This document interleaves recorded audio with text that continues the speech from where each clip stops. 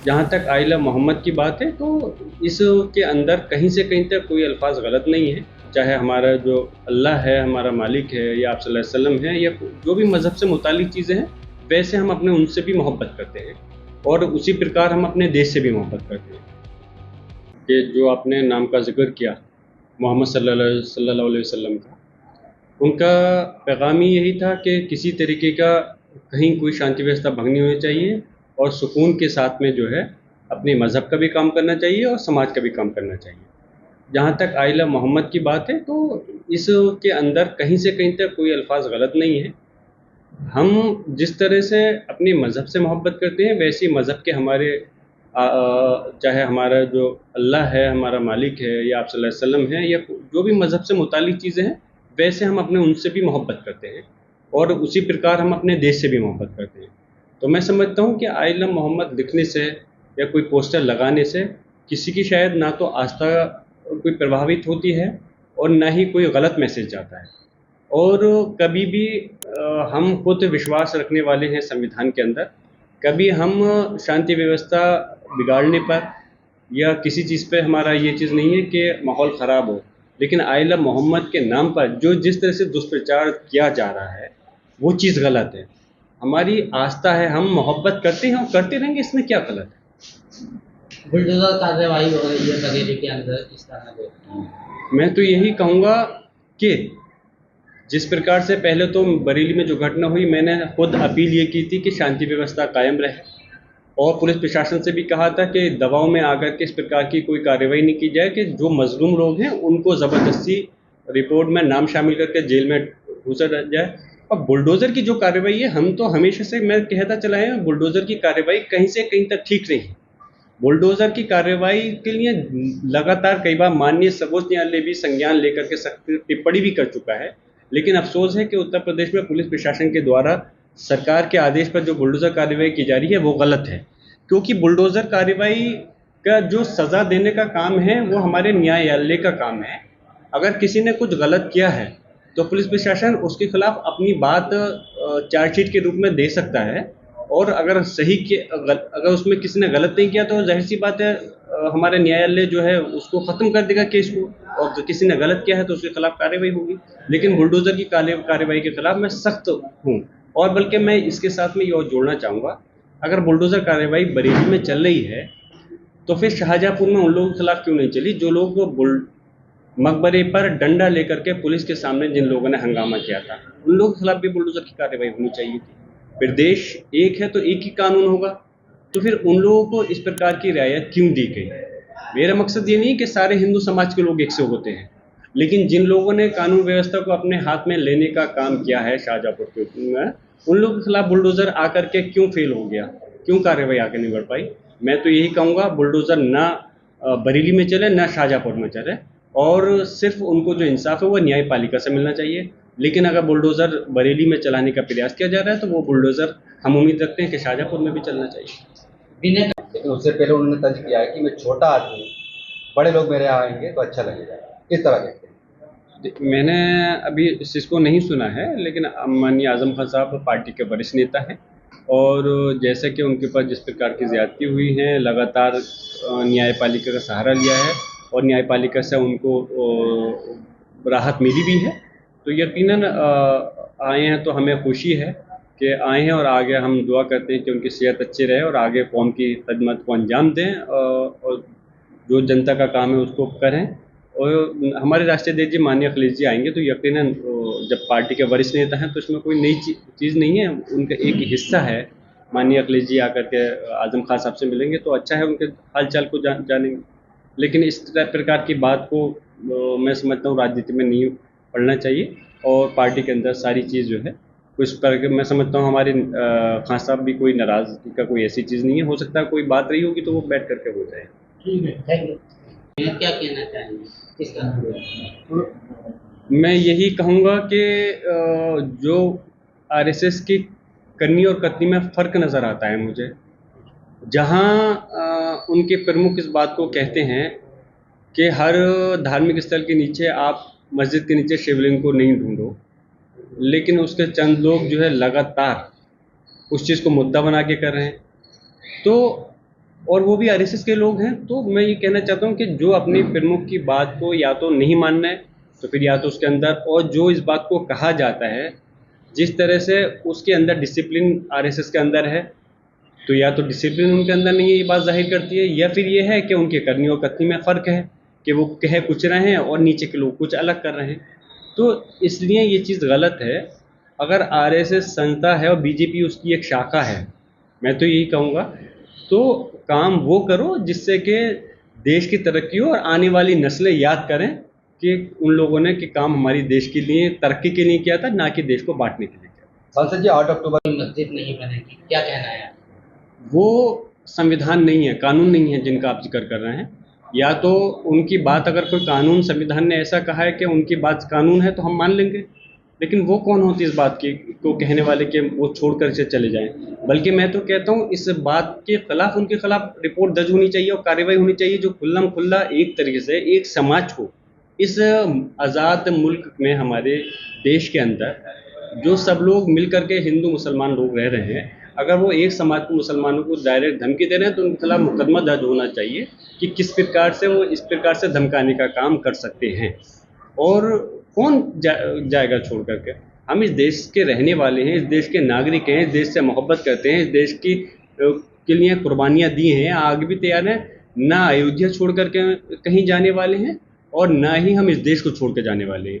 इस देश के अंदर मुसलमान यहीं रहेंगे और 140 करोड़ जो नागरिक हैं, मुसलमान, हिंदू समाज, सब लोग मिलकर के रहेंगे। ये लोग जो इस प्रकार की बातें करते हैं, ये सिर्फ और सिर्फ अपनी राजनीतिक रोटियां सेकना चाहते हैं, और उस चीज़ में ये कहीं से कहीं तक भी, अब समाज इतना जागरूक है, ये लोग कामयाब नहीं हो पाएंगे। सांसद जी साथ भी प्रसाद बेचते हुए देखो तो उनकी ठुकाई करो, कैसे देखते हैं? मैं ये तो कह रहा हूँ, क्या हो रहा है, ये देश हमारा कहाँ जा रहा है। इस देश के अंदर बात होनी चाहिए थी कि एजुकेशन हमारी किस स्तर पे पहुँच रही है, हेल्थ फैसिलिटीज़ कैसी हमारे नागरिकों को शहर और देहात के अंदर मिल रही हैं।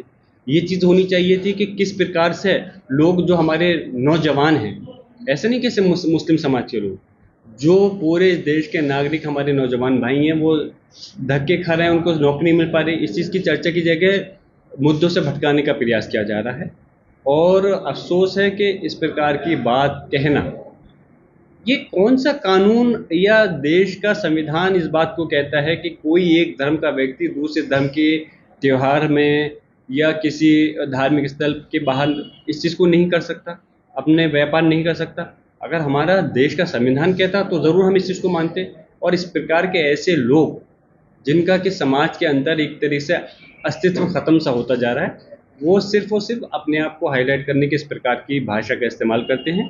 मैं इसकी मज़म्मत करता हूँ और यही कहूँगा कि हमारा कानून जिस चीज़ को गलत ठहराएगा, हम उस चीज़ को नहीं करेंगे, और जिस चीज़ को हमारा कानून, हमारा संविधान गलत नहीं कहता, तो उस चीज़ को हमें कोई करने से रोक नहीं सकता। आचार्य प्रमोद और एक ब्राह्मण सांसद हैं, क्या कहना चाहेंगे?